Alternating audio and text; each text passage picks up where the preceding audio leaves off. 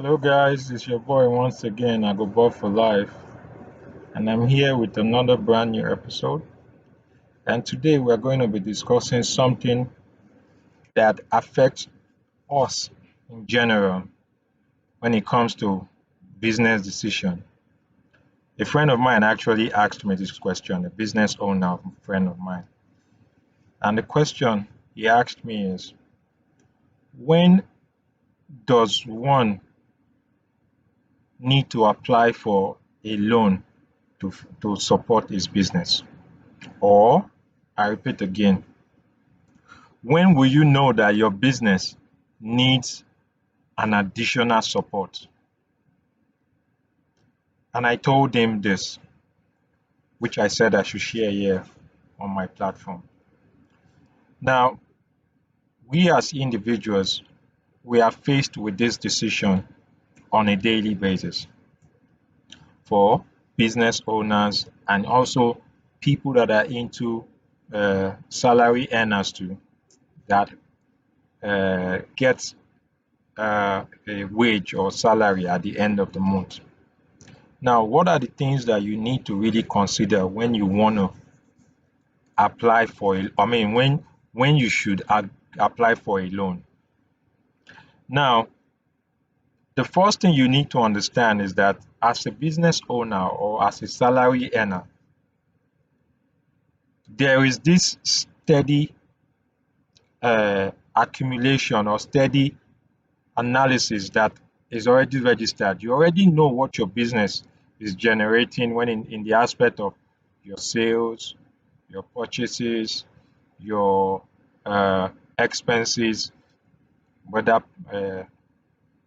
business expenses or also your family expenses. And for salary earners, since it has nothing to do with your business expenses, your transportation expenses and also other miscellaneous expenses and including your salary, your uh, family expenses. Now, for business owners, this is what you need to do.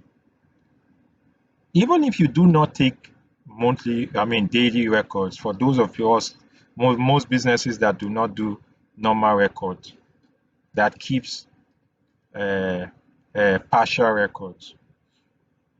Over the years, you come to accept that with time, you already know on a daily basis, due to your routine, what your sales is going to be in a day, the average sales that you are likely to make in a day, your purchases, when you purchase, what you normally purchase, your big purchases and your small purchases.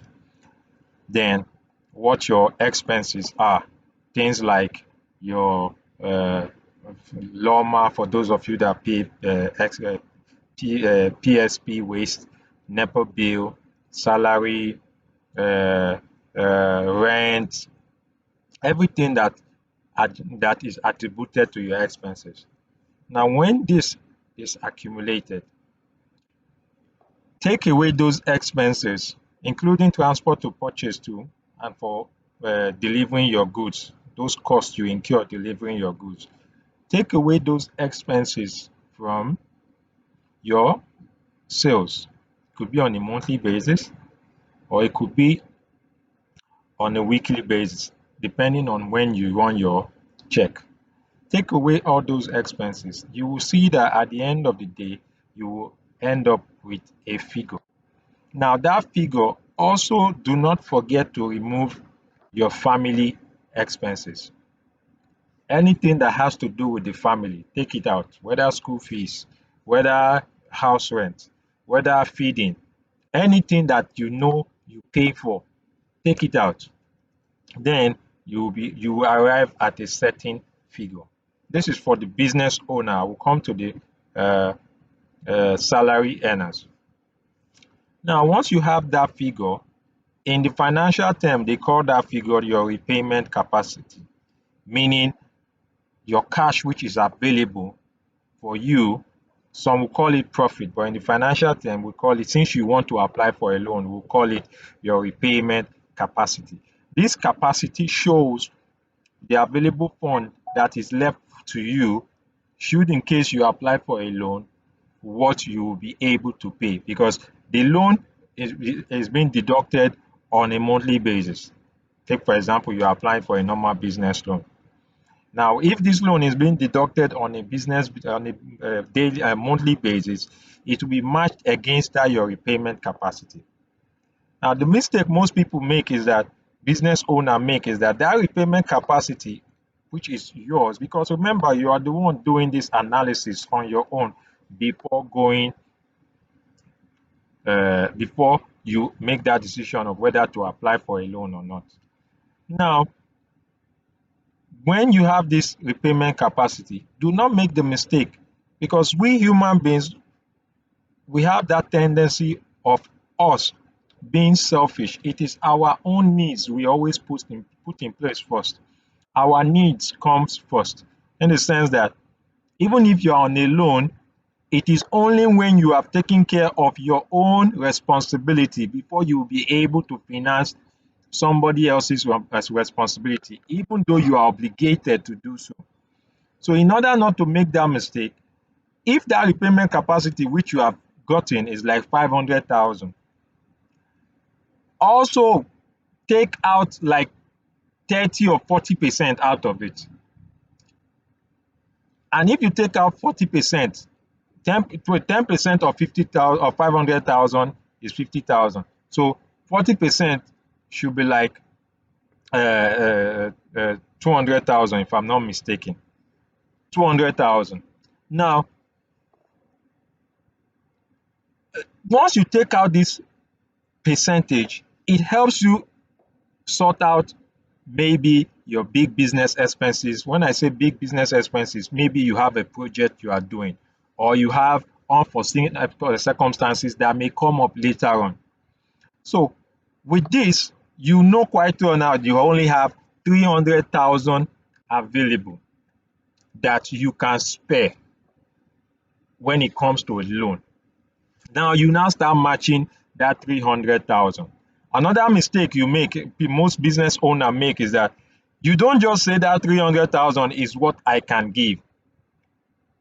Always make sure that there's a room in between, in the sense that if, for example, you are saying, okay, you want to apply for 1 million for 6 months, and presuming the repayment of that 1 million plus interest is like uh, uh, 320,000.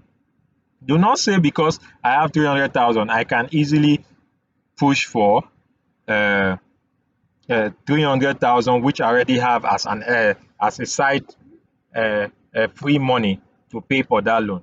No, always make sure that whatever you are doing, the loan that you want to go for, there is a room, there is a free gap. Do not always use the cap, in the sense that your 300,000, which is your repayment capacity left to you now, make sure that your loan that you're applying for, the interest plus installment, is like 270 or 280, not 300,000, so that you still have a little breathing space of 20 or 30,000 to do other miscellaneous things should the case arise. Now, once that is done, then you can now say, okay, there must be a need. Don't make that mistake. Another mistake most business owners make is that they don't have a particular need. And this is one great challenge that most businesses face over the years, because once there is no need for that loan and you end up taking the loan, at the end of the day, you see the business struggling to pay back the loan, because no business is expected to pay back its loan from its capital. You are expected to pay back your loan from the repayment capacity, which I also, for the normal layman term, is called the profit. You are expected to pay your loan from this repayment capacity. So once you are able to do this analysis very well, then you understand that, oh, yes, my business can absorb a certain amount of loan, which is XYZ. Then also take note, this loan that you are going for, make sure it is put into the business. You put the money into the business because you need a source of business, your business, that will generate back that loan plus the interest. You don't want to put it into something that would be tied down. You want to put it into a business that you know will generate income immediately, and business you are already doing. Don't deviate from what you have been doing before.